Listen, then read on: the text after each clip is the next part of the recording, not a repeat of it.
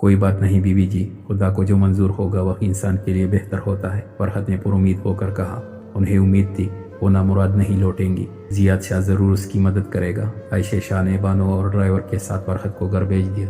दूर हद नज़र से आगे कहीं जिंदगी अब भी मुस्कुराती है।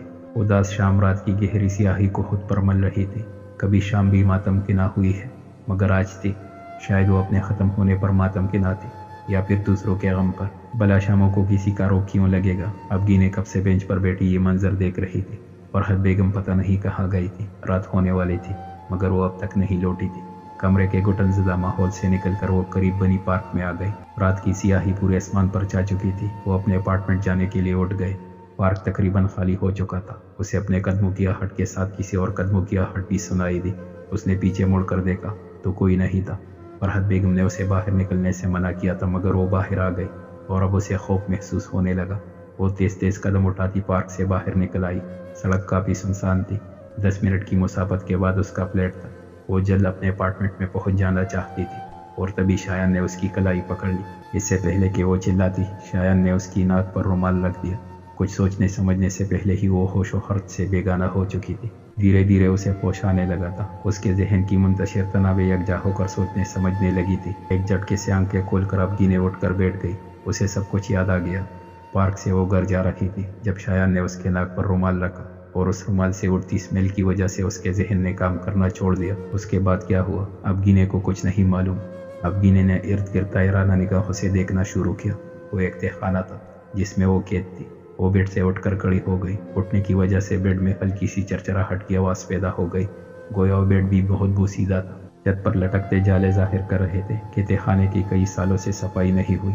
उसके बरक्स फर्श पर शायद किसी ने झाड़ू दी थी। बल्ब की रोशनी में सब कुछ साफ न सही, मगर देख जरूर रहा था। तहखाना शायद आधा ज़मीन के अंदर और आधा ज़मीन के ऊपर था, क्योंकि तहखाने में सिर्फ एक छोटे साइज का गोल होल था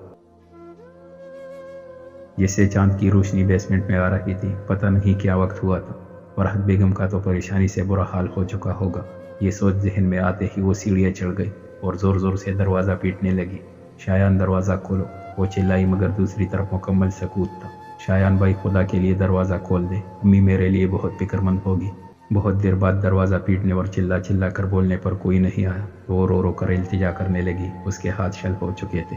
शायान भाई, वो एक दफ़ा पूरी कुवत लगा कर चिल्लाई और फिर थोड़ी देर बाद उसे किसी के कदमों की आवाज़ सुनाई दी। ओ बीबी आराम से बैठो, अब अगर तुम्हारी आवाज़ आई ना तो मुझसे बुरा कोई नहीं होगा। दरवाजे में भी गोल होल था जिसे खोलकर मेहरीन ने तनफ़ुर से कहा, मामी मुझे यहाँ से जाने दे, आपको जो कुछ चाहिए मैं दे दूंगी, सिर्फ एक दफ़ा मुझे मेरी माँ के पास पहुँचा दे। उसने रोकर इल्तिजा की, फिक्र ना कर, तेरी आसानी के लिए तेरी माँ को भी यहाँ ले आएंगे, फिर मिल बैठ कर दोनों माँ बेटी अपने दुख दर्द बांट लेना। बस अब तेरी आवाज़ नहीं आनी चाहिए, वरना। हरी साथी से जुमला अधूरा छोड़ दिया। बेबसी का एहसास लिए कितने ही आंसू अबगीने की आंखों से बहने लगे।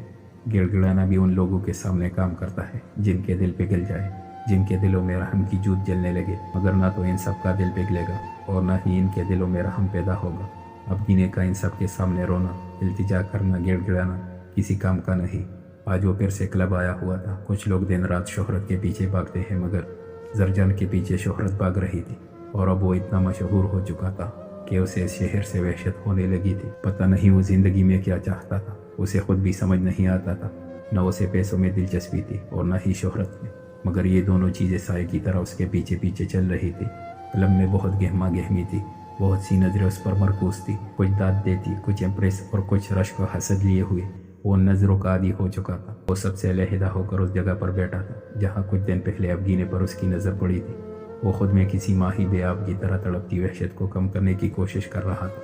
उसे अपनी वहशत की वजह भी मालूम नहीं थी। ऐसा महसूस हो रहा था जैसे कोई अजीज़ जान हस्ती दुख में मुब्तला हो, मगर कौन? जरजान के लिए तो कोई भी ऐसी हैसियत ना रखता था। फिर इतनी वहशत और बेचैनी क्यों? किसके लिए?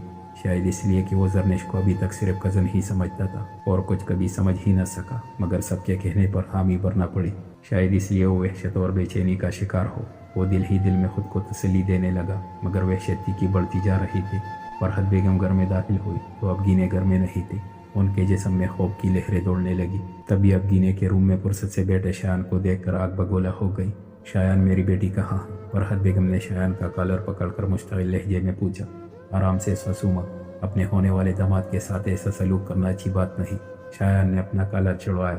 ابگی نے کہا۔ فرحت بیگم کا خون ابل رہا تھا۔ ارے پوپو ابھی بالکل ٹھیک ہے، آپ چاہے تو اس سے مل سکتی ہے، بس پہلے میرا ایک چھوٹا سا کام کرے۔ اس اپارٹمنٹ کے کاغذات اور اپنی چیک بک لے آئیے، شایان بہت لحاظ سے بولا۔ فرحت بیگم نے نفرت سے اسے دیکھا۔ وہ دوسرے کمرے میں گئی تو شایان اس کے پیچھے آ گیا۔ کہیں آپ کسی کو یا پولیس وغیرہ کو اپنی مدد کے لیے نہ بلا لے، بس اس لیے آپ کو اکیلا چھوڑنا مناسب نہیں سمجھا۔ ایک کام کرے، اپنا موبائل مجھے دے دے۔ وہ خباثت سے مسکراتے ہوئے وضاحت دینے لگا اور موبائل مانگا۔ فلیٹ میں آنے سے پہلے وہ ٹیلی فون کی وائر کاٹ چکا تھا۔ اب گینے کا موبائل بھی شایان نے اپنے پاس رکھ لیا اور فرحت بیگم کا بھی اس سے لے لیا۔ جن لوگوں کی حفاظت خود اللہ پاک کرتا ہے، انہیں لوگوں سے مدد مانگنے کی ضرورت محسوس نہیں ہوتی۔ فرحت بیگم کے چہرے پر عجیب سا سکون چلک رہا تھا۔ اتنا پر امید ہونا کہیں آپ کو نقصان میں نہ ڈال دے۔ شایان نے ان کے بوڑھے چہرے پر چھائے سکون کو بغور دیکھا۔ ساری زندگی اسی امید پر گزاری ہے کبھی نقصان نہیں ہوا، پھر بھلا آج کیوں نقصان ہوگا؟ مجھے اپنے رب پر اتنا یقین ہے کہ اگر پوری دنیا بھی سمندر میں ڈوبنے لگے تو مجھے پانی چھو کر بھی نہیں گزرے گا۔ فرحت بیگم کے آنکھوں میں یقین کے جگنو جگمگانے لگے تھے۔ فرحت بیگم نے الماری سے کاغذات نکال کر شایان کو دیے۔ شایان اسے شہر سے باہر ایک کچی آبادی والے علاقے میں لے آیا۔ یہاں بہت کم لوگ آباد تھے۔ بہت مسافت کے بعد ایک گھر کے بعد دوسرا گھر بنا ہوا تھا۔ وہ گھر کے اندر آئی تو مہرین اور باز سامنے چارپائی پر بیٹھے تھے۔ فرحت بیگم نے نفرت سے انہیں دیکھا۔ وہ ابھی تک سیڑھیوں میں بیٹھی تھی۔ تب اسے باہر سے فرحت بیگم کی غم و غصے میں ڈوبی آواز سنائی دی۔ وہ لوگ کافی دور تھے، اس لیے اسے کچھ بھی واضح سنائی نہیں دے رہا تھا۔ لے مل جا کے اپنی بیٹی سے، اگر پہلے مان جاتے تو اتنا کچھ نہ کرنا پڑتا۔ مہرین کی آواز اسے قریب آتے ہوئے سنائی دی۔ بیسمنٹ کا دروازہ کھلا اور فرحت بیگم اندر آ گئی۔ مہرین نے جلدی دروازہ بند کر دیا۔ امی، وہ فرحت بیگم کے گلے لگ کر بے تحاشا رونے لگی تھی۔ فرحت بیگم اسے سر پر پیار کرتی اور دلاسا دیتی جا رہی تھی۔ آپ گینے، اللہ پاک سب دیکھ رہا ہے، مکافات عمل ان سے بھی لیا جائے گا۔ چپ کر جاؤ میری بچی۔ فرحت بیگم اسے سیڑھیوں سے نیچے لے آئی اور وہ سیدھا سے بیڈ پر بٹھا دیا۔ ادھر ادھر دیکھنے کے بعد ان کی بوڑھی آنکھوں کو بہت مشکل سے ایک مٹکا نظر آیا۔ وہ اس کے قریب گئی اور اس سے پانی بھر کر آپ گینے کے پینے کے لیے لے آئی۔ ہچکیوں سے روتی آپ گینے نے جب پانی پیا تو پانی کا گلے سے اترنا مشکل ہو گیا۔ کڑوا پانی جیسے سالوں سے اس مشکیزے میں قید ہو اور آج سالوں بعد اسے کسی نے لبوں سے لگایا ہو۔ اب گینے نے بمشکل وہ پانی پیا اور فرحت بیگم کی گود میں سر رکھ دیا۔ فرحت بیگم اس کے گھنے بالوں میں ہاتھ پھیرنے لگی۔ دو موتی بوڑھی آنکھوں سے ٹوٹ کر اب گینے کے بالوں میں جذب ہو گئے۔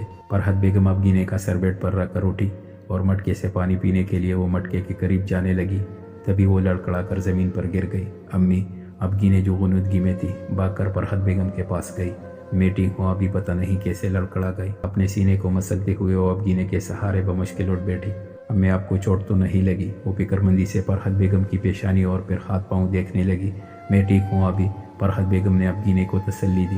اس وقت وہ اب گینے کو بتا کر اور زیادہ پریشان نہیں کرنا چاہتی تھی، کیونکہ گرنے کی وجہ سے انہیں صرف اور صرف دل میں تکلیف ہو رہی تھی، بہت زیادہ اور ناقابل برداشت بھی۔ وحشت اور بے چینی جب حد سے بڑھ گئی تو زرجان گھبرا کر کلب سے باہر نکل آیا۔ اسے لگ رہا تھا جیسے اس کی سانس بند ہو رہی ہو۔ وہ کھلے آسمان تلے کھڑا ہو گیا۔ کچھ دیر بعد وہ کافی حد تک نارمل ہو گیا۔ اس نے آسمان کی طرف سر اٹھا کر دیکھا۔ رات آج بہت گہری تھی، گہری دبیز رات، جیسے وہ آج خود میں بہت سے راز چھپا دینا چاہتی تھی۔ زرجان کو ایسی گہری راتوں سے خوف محسوس ہوتا تھا۔ ہوائیں آج سرسرا کر اداس سرگوشیاں کر رہی تھی اور ہوا میں ملی تخمیری ہاں کی کڑوی کسیلی خوشبو کے ساتھ کاپور کی خوشبو رچی بسی تھی۔ اب گینے فرحت بیگم کو اب گینے نے آرام سے بیڈ پر بٹھایا اور خود تہخانے کی سیڑھیاں چڑھنے لگی تاکہ شایان یا مہرین سے کوئی پین کلر ہی لے سکے۔ جی امی، دوسرے اسٹیپ پر کھڑے ہو کر اس نے سوالیہ نظروں سے جواب دیا۔ مدد انسانوں سے مانگی جاتی ہے اور جن لوگوں سے تم مدد لینا چاہتی ہو وہ انسان نہیں جانور بن چکے ہیں۔ وہ جانور جس میں صرف اتنی سی عقل ہے کہ اسے اپنا پیٹ بھرنا ہے۔ اب وہ اپنا پیٹ بھرنے کے لیے صحیح اور غلط نہیں سوچے گا، بس اسے اپنا پیٹ بھرنا ہوگا، چاہے وہ طریقہ حلال ہو یا حرام۔ اب گینے نے فرحت بیگم کی بات سن کر بے بسی سے انہیں دیکھا۔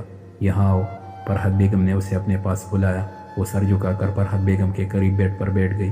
خاموش تہخانے میں بیڈ کی چرچراہٹ ایک ڈراؤنی آواز کی مانند محسوس ہوتی تھی۔